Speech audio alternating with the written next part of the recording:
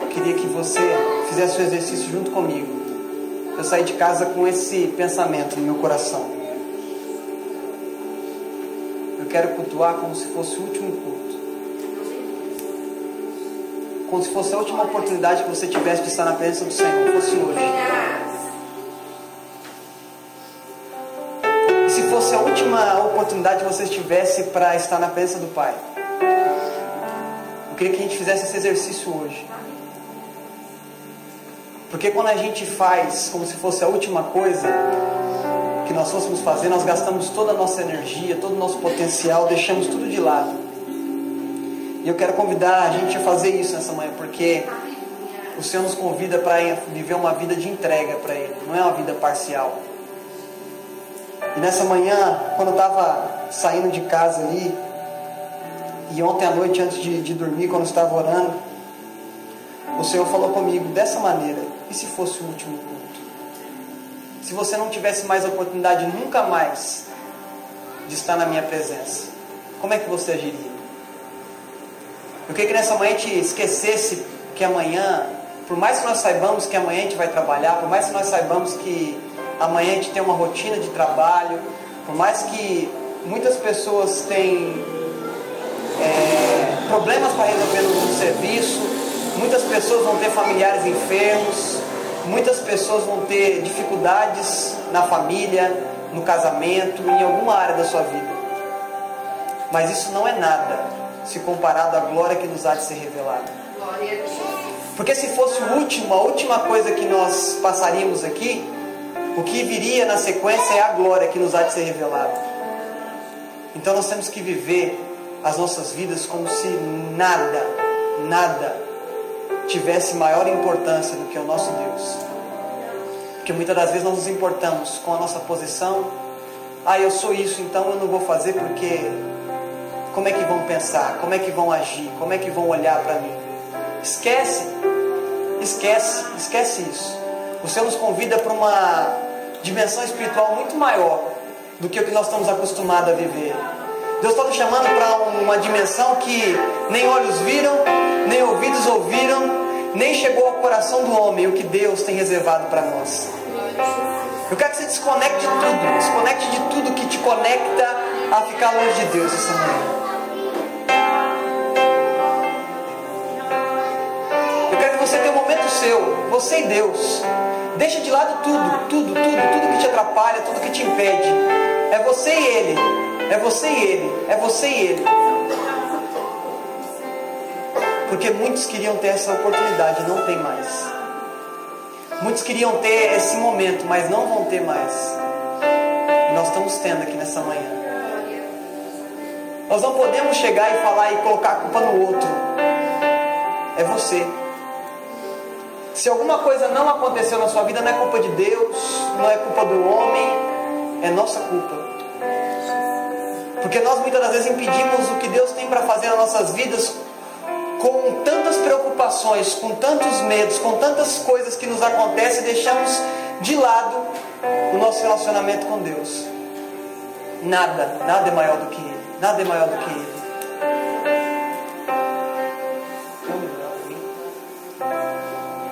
Tu que estás assentado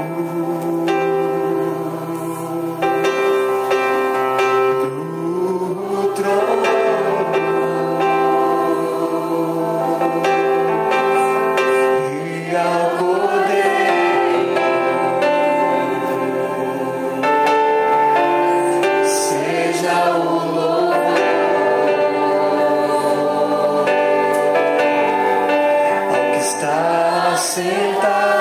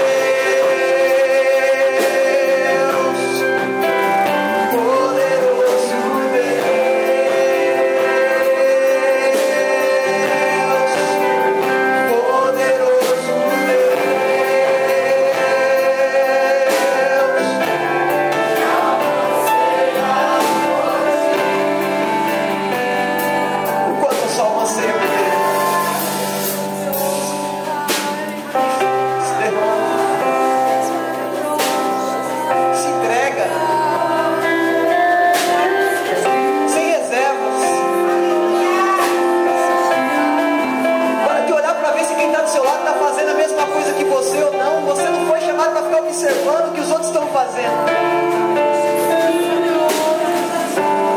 Deus te chamou para viver uma mesmice espiritual, que você fica reparando o que está acontecendo no culto, para ver se você faz alguma coisa igual ao outro.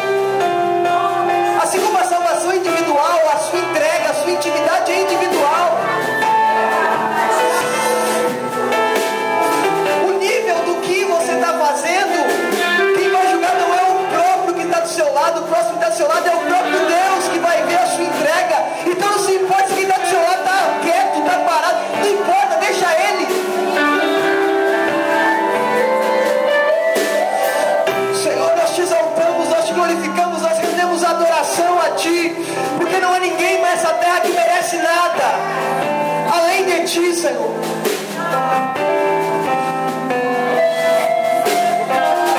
Não tem ninguém maior do que o Senhor, não tem, não existe nessa terra ninguém.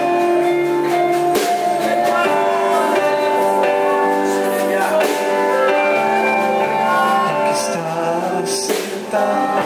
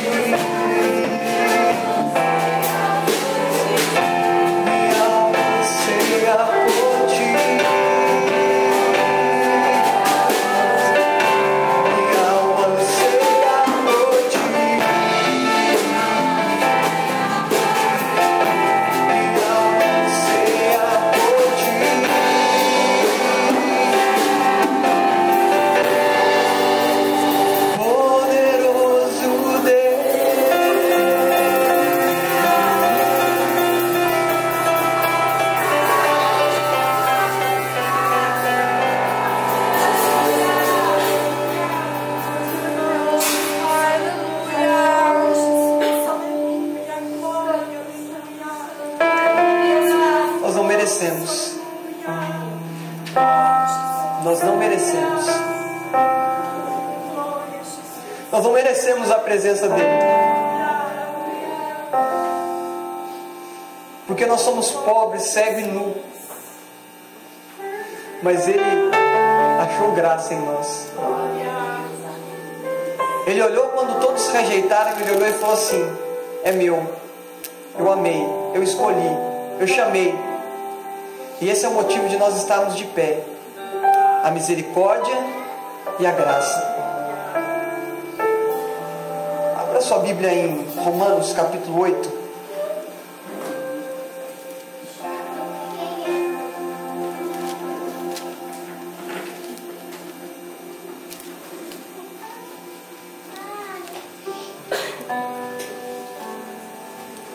Livro de Romanos capítulo 8.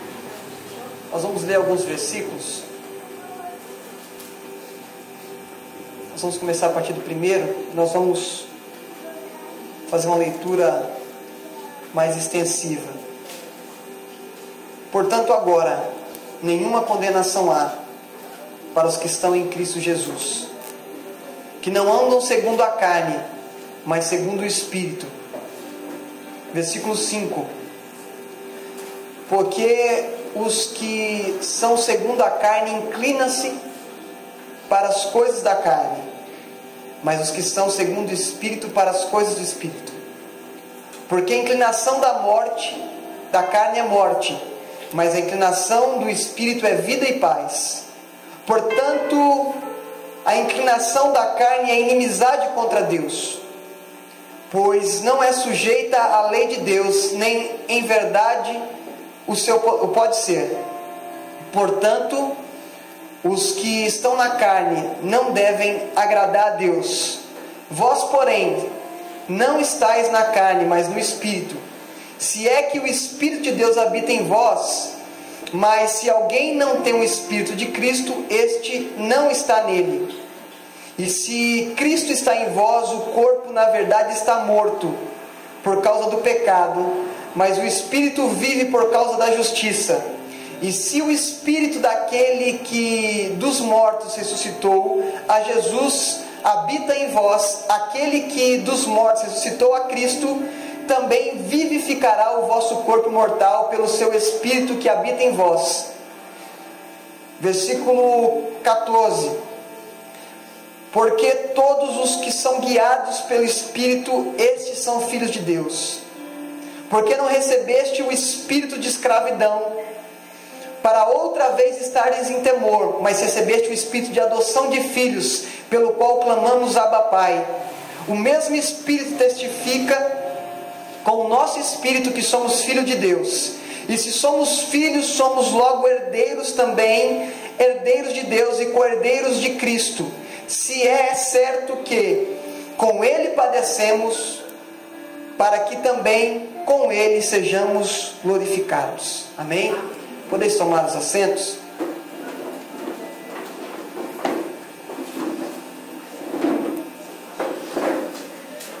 Já parou para pensar sobre essa passagem que comumente a gente lê e passa, e que geralmente a gente manda para amigos? Uma passagem bastante conhecida, que ela já começa dizendo que nenhuma condenação há para os que estão em Cristo Jesus. Essa nenhuma condenação há para que estão em Cristo Jesus tem uma condição: que não andam mais segundo a carne, mas que andam segundo o Espírito. Essa nenhuma condenação há aqui não é somente aceitei a Cristo, já não tem nenhuma condenação em mim, eu vou continuar vivendo a minha vida do meu jeito, e eu não quero viver do jeito que Deus quer que eu viva. Eu não quero viver uma vida no Espírito, eu quero viver uma vida de benefícios. Essa nenhuma condenação há é quando a gente entende que a nossa vida não tem que ser vivida mais da forma que nós queremos, que não tem que ser vivida mais regida pela minha vontade, mas pela vontade de Deus e pelo Espírito. E quando nós escolhemos viver pelo Espírito, nós não estamos mais vivendo a nossa vida, nós estamos vivendo a vida de Cristo. Por isso que fala que não tem condenação para aqueles que estão em Cristo Jesus. E aqui vai fazer o adendo: e não andam mais. Esse mais significa que até agora eu andei do jeito que eu queria, até agora eu fiz do jeito que eu queria, até agora eu norteei a minha vida da forma que eu queria. A partir de agora, não mais. Porque se eu não quero ser condenado, se eu não quero nenhuma condenação, tem algo a seguir. Não é simplesmente a salvação, não é o começo, não é o fim das coisas, ela é o começo de todas as coisas. Eu não sou salvo para ser salvo simplesmente. A salvação é o que me abre a porta para viver coisas maravilhosas em Deus, e não para ficar estagnado e falar assim: eu já sou salvo, não estou nem aí com o outro, não estou nem aí com a minha vida, eu já estou salvo, já está bom demais. Não. Salvação é o começo de todas as coisas em nossas vidas. Então Deus, quando Ele fala através do apóstolo Paulo que nenhuma condenação há, é porque tem um preço a ser pago. Porque quando a nossa alma gritar querendo viver as coisas dessa terra, querendo viver os deleites dessa terra, nós temos que governar ela através do Espírito e dizer assim: olha, não vivo mais eu, mas Cristo vive em mim. Não sou mais eu que governo, mas Cristo que governa em mim. Quando Deus nos chama para uma vida com Ele, Ele chama para uma vida de renúncia. É o renunciar à minha própria vontade. Nessa manhã nós estamos aqui e muitos de nós estavam com sono, cansado. O nosso corpo, ele queria ficar mais umas 3, 4 horas na cama. Mas nós sabemos que nós temos uma falta, uma necessidade de nos relacionarmos com Ele. É claro que nós nos relacionamos com Ele em qualquer lugar, mas nós temos um lugar para nos reunirmos em comunhão, e através dessa comunhão nós testificamos do Espírito de Deus vivendo em nós e compartilhando com o nosso irmão aquilo que o Espírito está fazendo. Então quando nós chegamos e vencemos a carne, nós estamos dizendo: olha, eu não vivo mais segundo a carne, mas segundo o Espírito. Eu tenho uma predisposição a sempre querer me acomodar, porque nós somos condicionados ao conforto. O conforto é eu me acomodar, não querer fazer mais nada, não querer viver mais nada, e para mim já está tudo bom do jeito que está. Mas Deus nos chama para viver uma novidade de vida, e novidade de vida é surpresa a cada dia. É eu ser surpreendido por Deus a cada respirar, a cada toque dele em mim, a cada palavra que ele fala em mim. É eu ser convidado a viver uma novidade de vida. O que eu vivi ontem já é velho. Eu quero viver coisas novas com o Senhor. E eu só vivo essas coisas quando eu dou o controle total para que Ele propicie essas experiências. Porque nós somos tão doutos, somos tão conhecedores, que quando nós estamos prestes a viver uma nova experiência, eu falo: não vou viver não, porque eu já vivi muita coisa. Eu já sei fazer, eu já sei andar, eu já sei caminhar. Eu não preciso disso. Não, precisa sim. Porque Deus te conhece melhor do que você mesmo. E se Ele está preparando algo novo para você, para viver. A palavra sempre vai dizer que é pelo novo e vivo caminho. A palavra fala que as coisas velhas se passaram e que tudo se fez novo. Se tudo se fez novo, cada dia eu construo uma novidade espiritual na minha vida. E vivendo no Espírito e não na carne. Porque a carne vai me levar para onde? Para o passado. Mas o Espírito vai me apontar o futuro. Porque a carne vai dizer: olha, você era isso, você era aquilo, olha o que você fez, olha onde você viveu. Mas o Espírito te impulsiona para frente dizendo: olha, os pensamentos que Ele tem a respeito de vós são pensamentos de paz e não de mal, para vos dar um futuro e uma esperança. Ao que vencer, dar-lhe-ei a coroa da vida no final, tu porém vai até o fim. O Espírito vai sempre te impulsionar para coisas que você nunca viveu. A carne vai sempre te direcionar para coisas que você já viveu e que você não gostou. Mas porque o desejo dela é o pecado, ela vai sempre nos direcionar para coisas ruins, para experiências ruins. Porque o inimigo das nossas almas é especialista em passado. Porque ele sempre vai chegar em nós e vai nos lembrar de alguma coisa que nos faz mal, de alguma coisa que nos fez mal, de alguma coisa que nós fizemos mal. Aí, o que Paulo escreve? Ele chega e fala assim: nenhuma condenação há. Ou seja, não existe passado. Existe um presente que está sendo feito para constituir um futuro. Ou seja, aquilo que passou não interessa, porque não tem mais condenação. Porque a condenação foi expulsa das nossas vidas no momento que Cristo disse: tetelestai, está consumado, o preço foi pago. Ou seja, Ele morreu para que eu tivesse vida.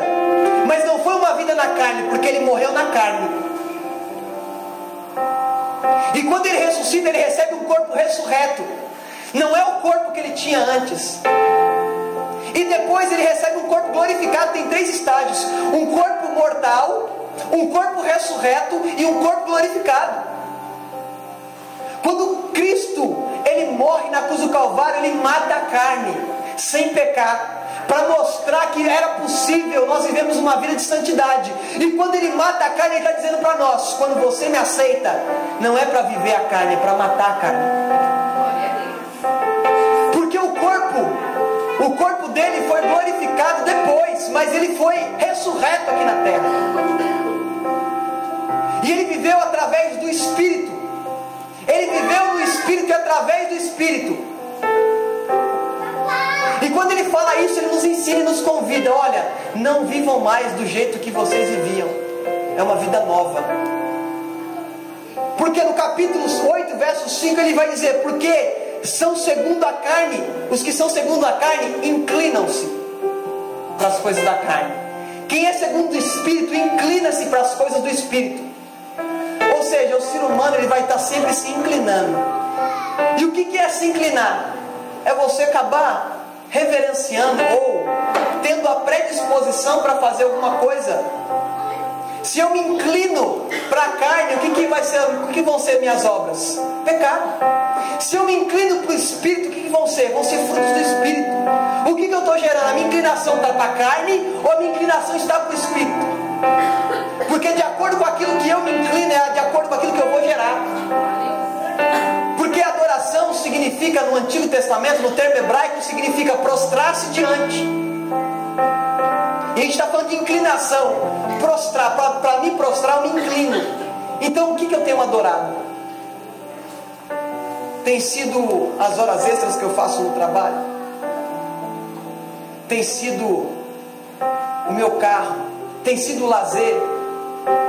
Não é errado nós temos uma tarefa, um trabalho. Não é errado nós temos lazer. O errado é eu só me inclinar para isso. Porque quando eu só me inclino para isso, consequentemente eu vou me afastar do que é espiritual. Porque no lazer, já reparou que no lazer você não lembra de nada, e ele passa tão rápido, você fala, poxa, feriado, já acabou, já é domingo. Assim, porque você gasta tanta energia que você nem vê o tempo passar. E muitas das vezes as coisas espirituais, a gente fica, nossa, mas não acabou ainda. O feriado já acabou, mas as coisas espirituais muitas vezes não acabou ainda. Falta tanto. Porque o nosso corpo já é programado para se inclinar para o que não é bom. Aí Paulo ele vai dizer assim, porque os que são inclinados para as coisas da carne produzem coisas para a carne. A inclinação é uma atração gravitacional, ou seja, vai te levar para baixo. De duas formas. Porque as duas questões vão levar para baixo. Primeiro, se eu vivo uma vida na carne, a minha inclinação é o quê? Uma morte espiritual. Se eu me inclino para o Espírito, aí existe o quê? Uma morte da carne. Se eu me inclino para as coisas da carne, eu vou matando o meu espírito. Mas se eu me inclino para as coisas do Espírito, eu vou matando a minha carne. O que é melhor? Eu matar o espírito ou matar a carne? O que é melhor? Me inclinar para as coisas que são de Deus ou para as coisas que não são?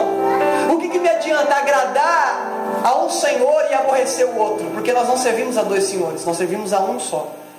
Porque se você serve a dois, você aborrece um e agrada a outro. O que Paulo está nos conduzindo aqui é falar assim, qual que é a sua inclinação? Qual que é a minha inclinação? Para que eu tenho predisposição? Porque ele vai dizendo, a inclinação da carne é inimizade contra Deus. A inclinação da carne não agrada a Deus. A inimizade com Deus vai me gerar não agradar a Deus e não sou dele. Eu não sou dele quando a minha inclinação é da carne. Por que eu estou fazendo? Eu estou querendo, invalidando o sacrifício de Cristo na carne, na cruz do Calvário. Quando eu não aceito isso, o que eu estou dizendo? Não valeu de nada. E aí a contrapartida é o quê? Se eu estou no Espírito, eu tenho amizade com Deus.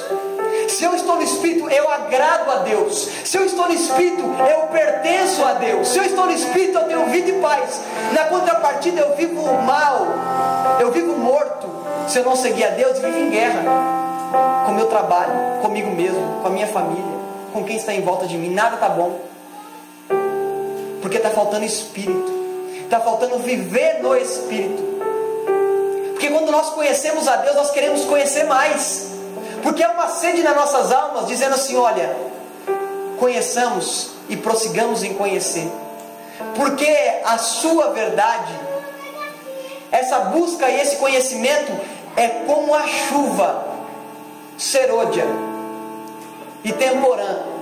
Essa chuva ela serve para fazer brotar a plantação na época correta. É a chuva que vem no momento em que a terra está precisando para produzir. Ou seja, quando eu conheço Deus, eu começo a gerar os frutos na época certa. Por isso que a palavra fala que bem-aventurado é o varão que não anda segundo o conselho da carne, mas anda segundo o Espírito, que não tem os seus amigos, a sua amizade, que não senta na roda dos escarnecedores, antes tem um prazer na lei do Senhor e nela medita de dia e de noite. A sua vida é como uma árvore plantada junto ao ribeiro de águas, que dá o seu fruto na estação certa. Ou seja, quando eu escolho viver com Deus, quando eu precisar de chuva, vai ter chuva. Quando eu precisar da cura, vai ter cura. Quando eu precisar de restauração, vai haver restauração. Porque eu não preciso mais entrar na presença de Deus para pedir. Ele já me conhece tão bem. E já tem tanta intimidade que eu chego na presença dele e ele fala: está na hora certa de você gerar frutos, é hoje. Está na hora certa de você produzir aquilo que eu coloquei você para produzir, sem guerra, sem morte, porque nós nascemos para gerar vida. Porque ele fala: eu vim para dar vida e vida com abundância. Então a nossa vida tem que ser abundante e não pode ser interrompida por processos. O processo ele vai nos maturar, mas não nos vai fazer parar. Porque vão ter processos na nossa vida que nós vamos passar que vão ser dolorosos, que vão ser tristes, mas isso não nos pode fazer parar.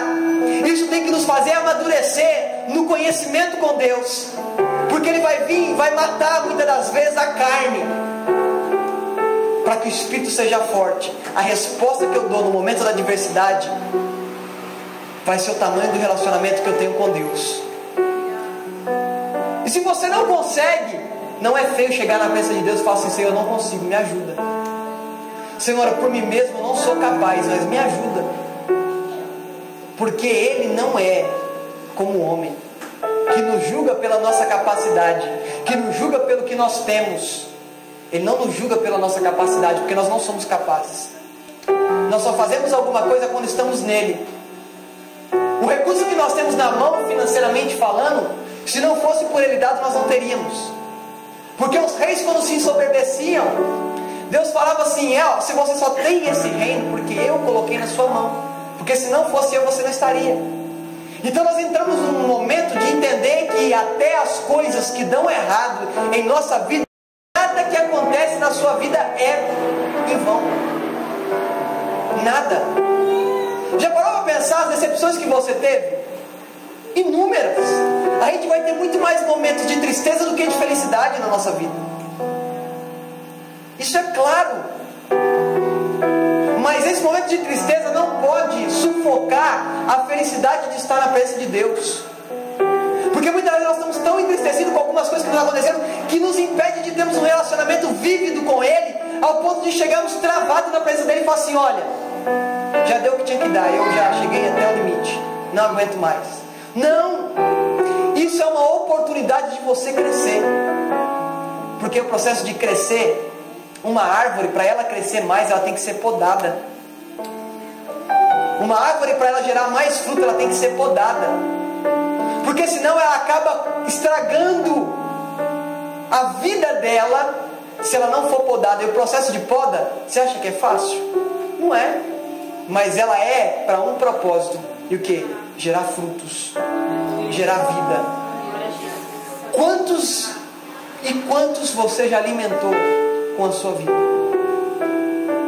Quantos que você já ajudou com uma palavra? Quantos que você já ajudou com um abraço? Isso não pode ser empecilho para que você continue fazendo a mesma coisa. Porque Deus nos chamou para viver uma novidade de vida. E o que aconteceu ontem não pode estragar o que vai acontecer hoje.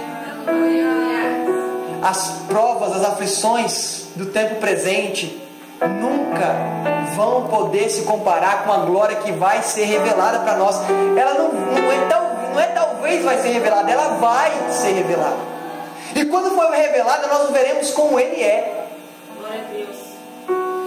E indo para frente, nós vamos ler que aqueles que estão no Espírito, eles morrem.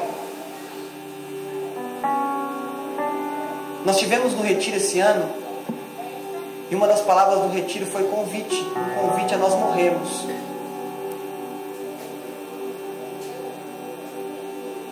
Convite para morrer é mortificar a carne. Quando eu mortifico a carne, eu coloco ela na cruz, eu deixo ela morrer, e depois eu recebo ao terceiro dia um corpo ressurreto. A nossa vida não é mais vivida de acordo com os preceitos do mundo, porque o mundo vai nos levar a lugares que nós vamos agradar somente a carne, mas o Espírito vai levar a lugares que vão matar a nossa vontade, o nosso querer, nosso desejo, aquilo que inflama de dentro. Deus nos chama não é para viver em lugares que vão exaltar a nossa carne, que vão deixar ela alegre, não. Porque você pode estar em todos os lugares. E faça um exercício. Nesse lugar, o meu mestre estaria? Nesse lugar, ele entraria? Ele falaria essas palavras que eu estou falando? Se eu faço esse exercício, eu posso ir em qualquer lugar. Porque todo lugar, ele vai ser um lugar para eu viver no Espírito. Se algum lugar que eu estou indo está me tirando do Espírito, esse lugar não é para mim. Eu brinquei até com o Murilo ali, falei com ele se ele não me levava para o Morumbi hoje.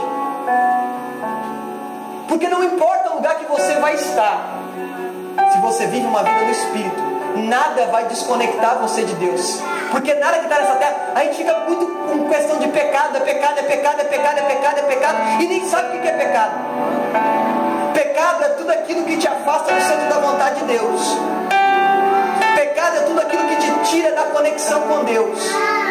Pecado é tudo aquilo que faz a carne sobressair e gritar. A carne tem que ficar caladinha. A carne tem que ficar quieta. A carne, ela tem que morrer. Porque se a carne não morrer, nós não vivemos uma vida integral. Nós vivemos uma vida parcial, que é onde nós vivemos como uma montanha russa. Porque assim, tem dias que a gente vai estar lá em cima. Aí tem dias que a gente está lá embaixo. O dia que a gente está lá embaixo é quando nós não vivemos no Espírito. Porque nós vivemos no Espírito, podemos viver qualquer guerra. Qualquer guerra que for, seja em qualquer área, seja na área financeira, sentimental, na área familiar, pode ser em qualquer área. Nós vemos qualquer guerra. Mas nós temos a certeza de que Cristo está do nosso lado dizendo assim: eu te ajudo, eu te esforço, eu te guio através do Espírito dele que está habitando em nós, que se comunica com o Espírito do homem. E ele vai testificando que somos o quê? Que somos filhos. Porque lá no capítulo 8, verso 11, e vai dizer: se o Espírito daquele que dos mortos ressuscitou a Jesus e habita em vós, aquele que dos mortos ressuscitou a Cristo, também vivificará o nosso corpo mortal, pelo seu Espírito que habita em nós. São várias coisas aqui. Primeiro, esse Espírito que está falando é o Espírito de Deus que habita em nós. Ele vai vivificar o nosso corpo, mas não vai ser agora. Esse vivificar do corpo, fazer o corpo viver, vai ser quando nós recebemos um corpo glorificado. Então o corpo só vai restaurar quando nós morremos. Porque enquanto nós estivermos vivendo em Cristo, nós vivemos com o corpo morto e com o Espírito vivo, para que a glória seja sempre revelada em nós. Essa junção de coisas parece complexa, parece um monte de informação de uma vez, mas se nós não entendemos que nós temos que deixar tudo de lado e seguirmos somente a Cristo, nós nunca vamos ter uma vida integral. Nós sempre vamos viver uma vida dúbia, que um dia eu estou totalmente devotado ao Senhor, e no outro dia eu estou totalmente devotado aos prazeres da carne. Um dia eu estou adorando a Deus como se fosse o último culto, o outro dia eu estou adorando como se eu nem soubesse quem era Deus. Simão significa dupla face. Dupla face. E quando Deus nos chama, Ele não nos chama para sermos dupla face. Quando Jesus encontra com Pedro, Ele fala: olha, a partir de agora seu nome é Pedro, não Simão. Era Simão e mudou para Pedro. Sobre essa pedra edificarei a minha igreja. Porque Deus não queria colocar o controle, o domínio dele sobre uma pessoa que era de duplo ânimo, de dupla face. Que eu na frente da pastora Silvana eu sou uma pessoa, nas costas dela eu sou outra. Já reparou que a coisa mais difícil que tem é você chegar na frente de uma pessoa, ela te trata de uma forma, e quando você vira as costas, você acaba sabendo por outros que ela não te trata da forma que ela age na sua frente? Não é ruim? Já pensou como Deus se sente quando nós fazemos isso com Ele? Nós chegamos na presença dele: eu te adoro, me entrego. E quando eu saio do ambiente de culto, eu já não adoro, eu já não entrego, porque na primeira aflição eu já viro as costas, na primeira dificuldade ele já não me ama. A gente tem muita facilidade de julgar os outros, mas se nós julgássemos a nós mesmos, nós não seríamos repreendidos. Porque a palavra fala, quando a gente lê na Santa Ceia, examine-se o homem a si mesmo, porque aquele que come e bebe indignamente, come e bebe para a sua própria condenação, não seria no corpo de Cristo. Por isso que há entre vós muitos fracos e doentes, e muitos que dormem. Não é somente pelo fato de participar do corpo de Cristo dignamente, é por não viver uma vida no Espírito ao ponto de entender que eu não tenho que ter uma dupla personalidade com Deus, é uma só. Quando eu estiver ruim, eu vou chegar na presença dele com liberdade e falar: Senhor, eu não tomei, me ajuda a melhorar. Não é ficar querendo mostrar que eu sou e eu não sou. Deus nos chamou para sermos verdadeiros, mas Deus não nos chamou para sermos fracassados. A tristeza, ela é um estágio passageiro, ela é de passagem, ela vai acontecer, mas continuar na tristeza é escolha nossa. Deus nos chamou para sermos alegres, porque a alegria do Senhor é a nossa força. Então quando Ele nos chama para ver o Espírito, não é uma vida de tristeza. Vai ter tristeza, no mundo tereis aflições, no mundo tereis perseguições, mas tem de bom ânimo, porque eu venci o mundo, e você vai fazer obras maiores do que a minha, porque você vai viver no Espírito. É no Espírito. É no Espírito. Não adianta nós vivemos do nosso jeito. Chega de prestarmos um culto para mostrar que nós estamos na igreja. Chega de prestarmos um culto para mostrar que eu vim. Você não está prestando culto para quem dirige o culto. Você não está prestando culto para o pastor da igreja, está prestando culto para Deus. Se você não está vindo com sinceridade, não adianta, porque você está perdendo tempo. Quando nós entramos na presença dele, é com sinceridade, é com verdade, é com angústia, mas na angústia, na fraqueza, é que se aperfeiçoa o poder dele. Então quando nós estamos angustiados, nós não temos que ir para outro lugar a não ser a presença dele. Quando nós estamos tristes, não tem outro lugar para ir a não ser a presença dele. Não adianta, ninguém vai dizer palavras para você para mudar a sua tristeza, mas quando você está na presença dele, ele pode não falar nenhuma palavra que você entenda, mas na presença dele seu espírito vai sendo enchido, e você vai sendo lapidado. E às vezes não teve uma palavra, mas teve a presença, porque nem sempre na presença de Deus vai ter palavras, mas na presença de Deus vai ter abraço, na presença de Deus vai ter conforto. Já reparou que muitas das vezes, quando nós vamos em alguns momentos de luto, em alguns momentos em que há uma família enlutada, tem momentos que você não tem nem palavra, você chega e abraça aquela pessoa, você não consegue pronunciar uma palavra, você sente tanto a tristeza dela, que você só abraça, fica um pouco abraçado, e depois solta aquela pessoa e não fala uma palavra, porque você sentiu tanto a tristeza e a dor daquela pessoa, que você já não consegue palavras, palavra não vai mudar. Deus, ele faz a mesma coisa com a gente. Quando a gente entra na presença dele, triste, ruim, angustiado, ele abraça a gente e sente a nossa tristeza, porque ele era homem, ele passou por isso. Lá no Getsemane ele fala: Pai, se possível, afaste de mim esse cálice, mas todavia seja feita a tua vontade, não a minha. O que ele faz? Ele te abraça porque ele sentiu dor como você sentiu. Ele chega no Calvário, na cruz, e fala: Deus meu, por que me desamparaste?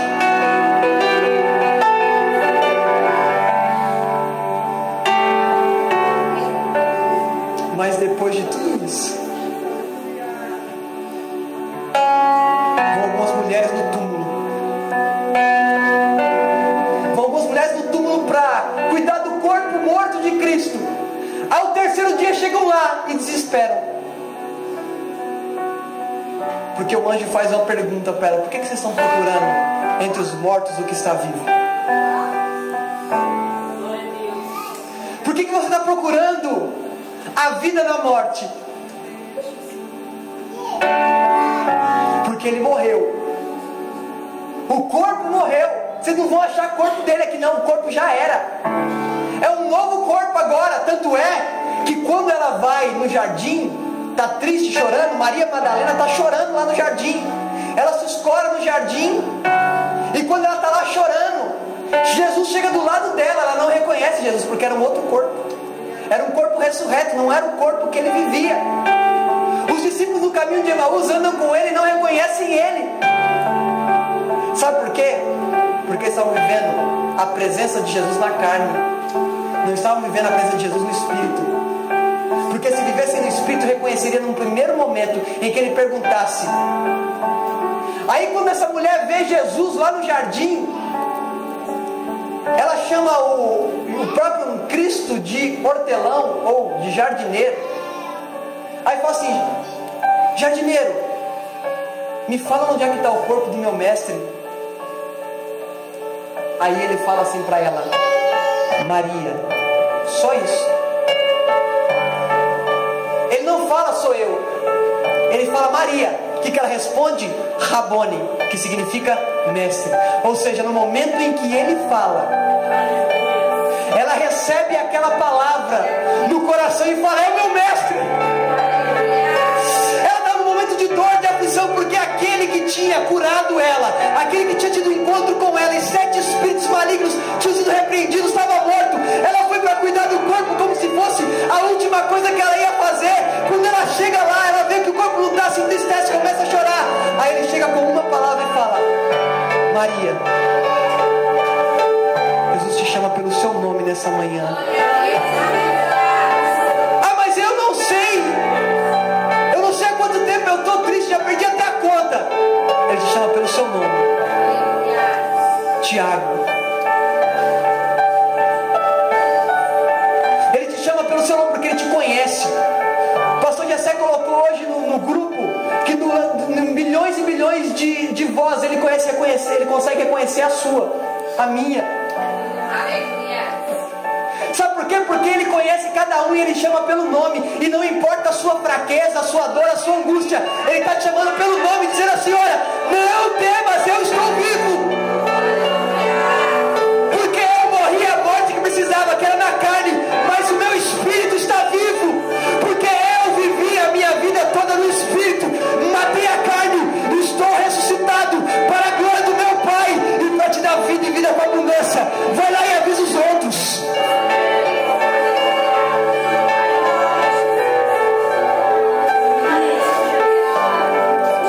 Primeira pessoa a comer do fruto da árvore do conhecimento do bem e do mal? Quem foi? Foi Adão ou foi Eva?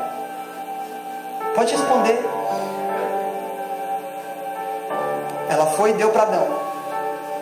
Quem foi a primeira pessoa a infringir? Foi uma mulher. E aqui não é pregação machista não, é para te mostrar como é que Deus trabalha.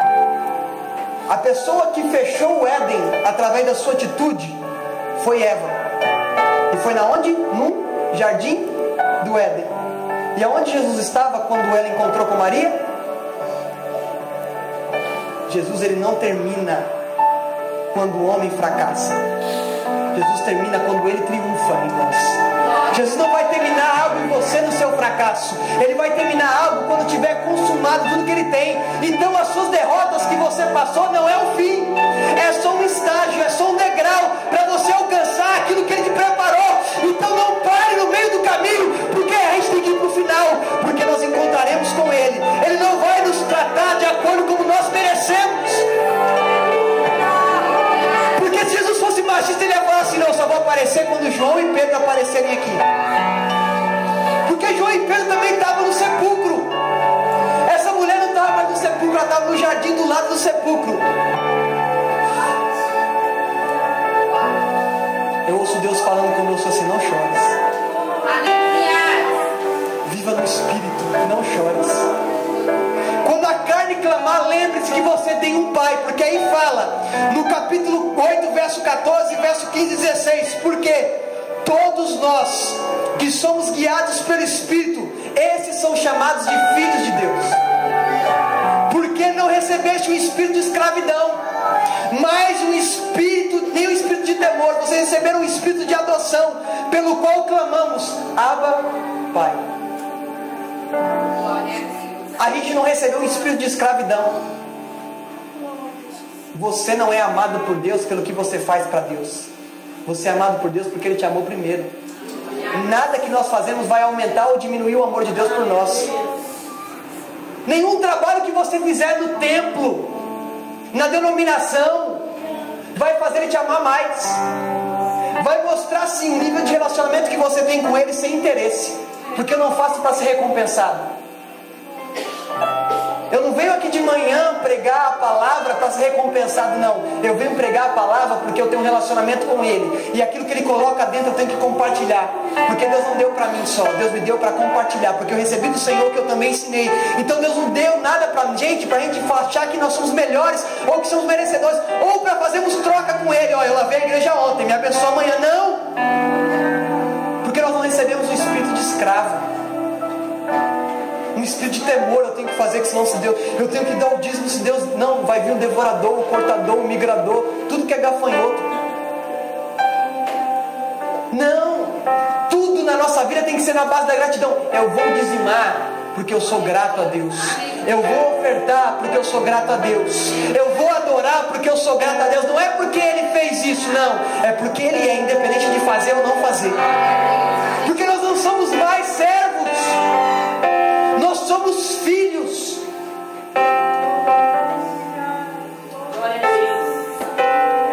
Alguém abre para mim João 3,16 e lê. João 3,16.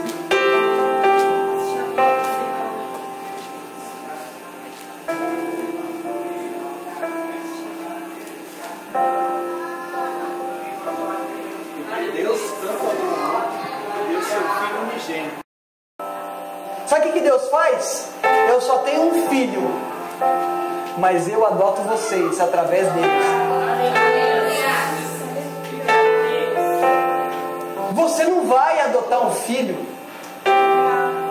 Você não vai escolher o filho que você adota. Se você fizer isso, não é legal. Se você... Por quê? Quando você gerou, você sabia como é que seu filho ia vir? Por que eu tenho que escolher quem eu adotou? Da mesma forma Deus pensa. Ele não vai escolher um filho pela cor da pele. Deus não vai escolher um filho pelo dinheiro. Deus não vai escolher um filho pelo poder aquisitivo que ele tem. Deus vai escolher um filho quando Ele escolheu o filho dele. Quando eu escolho o filho de Deus, eu sou adotado. Nós somos todos filhos adotados, mas com o mesmo amor que o filho biológico. Por quê? Porque Deus amou o mundo de tal maneira que deu o Filho unigênito, o único Filho dele, para que todo aquele que nele crê não morra. E essa morte não é física, é morte espiritual. Para que todos aqueles que não morram espiritualmente, morram materialmente, morram na carne e agora tenham a vida eterna, que está em quem? Em Cristo. Reparou que tudo vem dele, tudo vai para ele, porque dele, por ele, para ele são todas as coisas. Aí ele vai falar, o mesmo Espírito, se nós somos herdeiros, nós não temos que ficar fazendo campanha para receber o que Deus já nos deu por herança. Nós não temos que entrar mais em Deus para ficar dividindo. Olha, eu dou isso, Deus, para você me abençoar 12 meses. Não! Ele já te deu, é seu, herança, filho. Nada que você fizer vai mudar isso, a herança é sua. Campanha não vai fazer você ser mais herdeiro ou menos herdeiro. Porque se nós somos filhos, logo somos herdeiros. Herdeiros de Deus. E aí fala, co-herdeiros com Cristo. Ou seja, nós recebemos as mesmas coisas que Cristo recebeu. Porque Deus não vai fazer distinção do filho adotado. Não vai. E as mesmas coisas, co-herdeiro com Cristo. Se é certo que com Ele padecemos, para que também com Ele sejamos glorificados. O que acontece? Se nós somos herdeiros com Deus, de Deus, e co-herdeiros com Cristo, nós vamos padecer. Ou seja, nós vamos sofrer. O Evangelho de Cristo, o Evangelho, o verdadeiro Evangelho, não é um sirva a Deus e acaba com seus problemas. É um Evangelho de que cada um que quiser vir após mim, toma a tua cruz e siga-me. No mundo tereis aflições. Não é no mundo tereis só bonança. No mundo tereis um mar de rosa, não. É um caminho que nós padecemos, mas é um caminho que também somos glorificados como Ele foi glorificado. Nós vamos padecer como Cristo padeceu, mas seremos glorificados como Cristo foi glorificado. Para nós terminarmos Coríntios, 1 Coríntios, abre junto comigo aí, 1 Coríntios 15.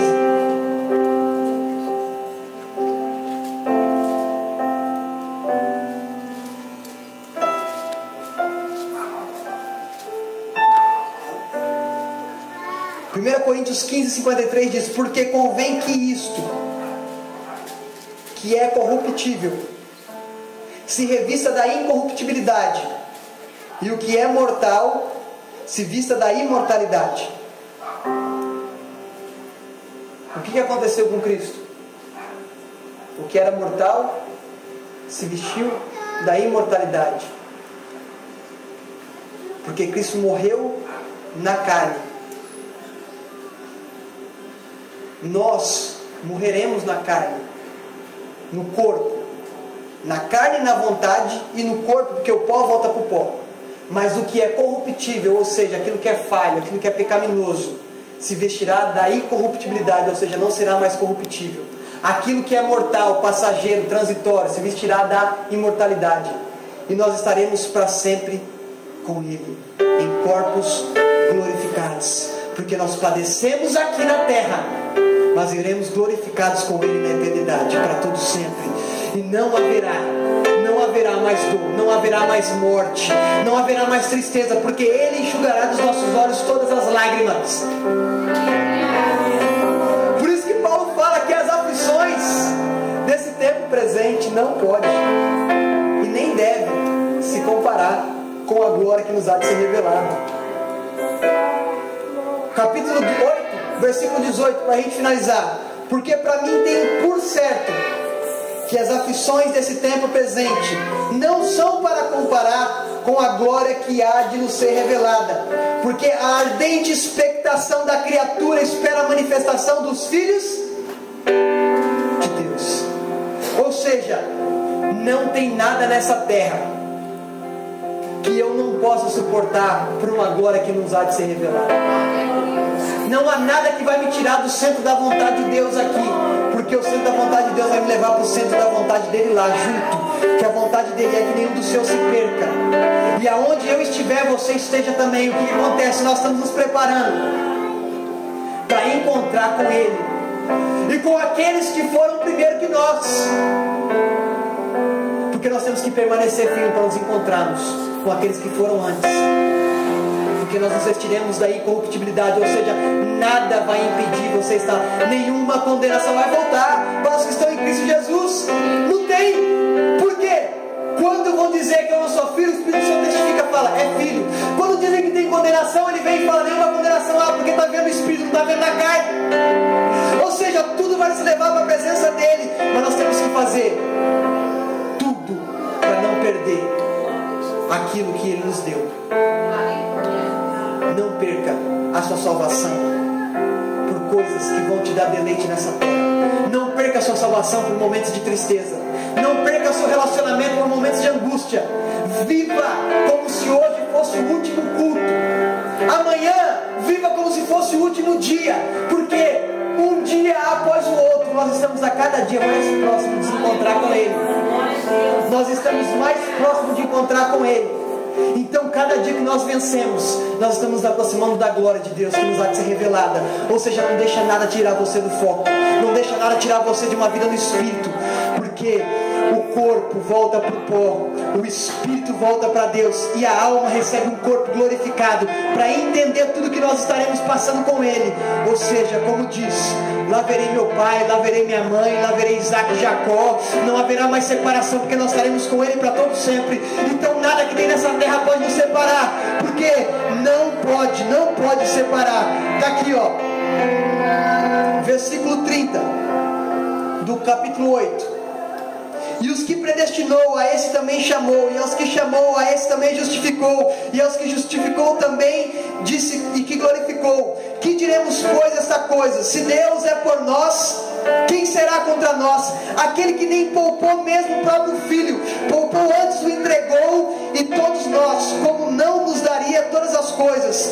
Quem tentará acusação contra os escolhidos de Deus? É Deus quem justifica. Quem condenará? Pois Cristo é que morreu, ou antes quem ressuscitou dentre os mortos, o qual está à direita de Deus e também intercede por nós. Quem nos separará do amor de Cristo? A tribulação, ou a angústia, ou a perseguição, ou a fome, ou a nudez, ou o perigo, ou a espada, como está escrito: por amor de ti somos entregues todos os dias à morte, fomos reputados como ovelha no matadouro. Mas em todas essas coisas somos mais do que vencedores por aquele que nos amou.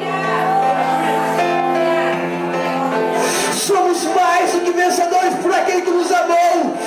Pode quem está do seu lado não te amar do jeito que você queria, mas ele te amou.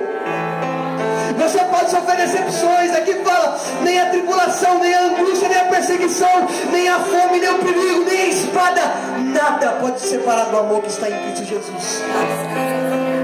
Nada.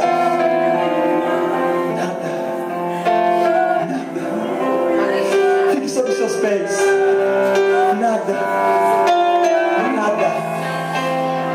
se compara.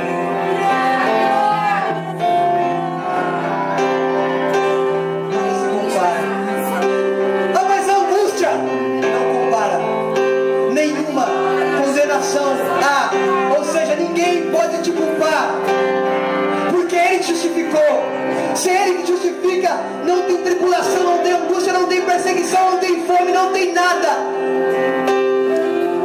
Porque em todas essas coisas, perseguição, angústia, tristeza, espada, fome, em todas estas coisas nós somos mais do que vencedores. Não é só vencedor, é mais. A gente está acostumado com o estágio de vencedor, aquele que chega primeiro. Em Cristo nós somos mais do que vencedores.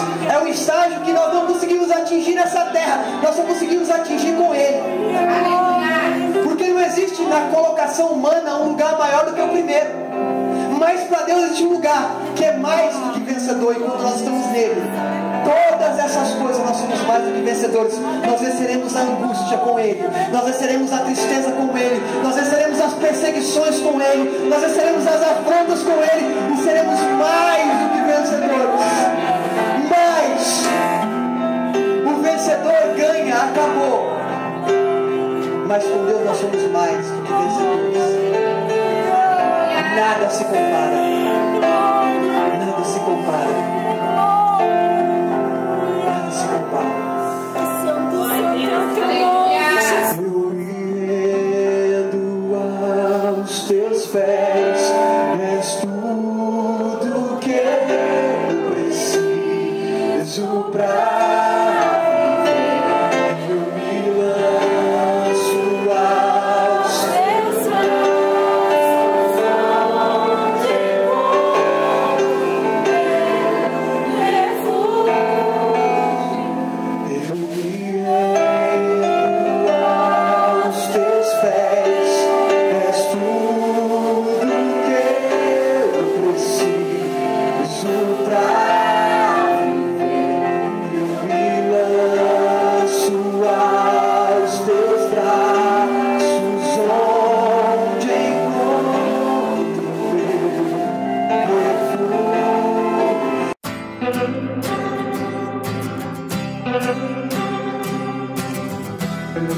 Thank you.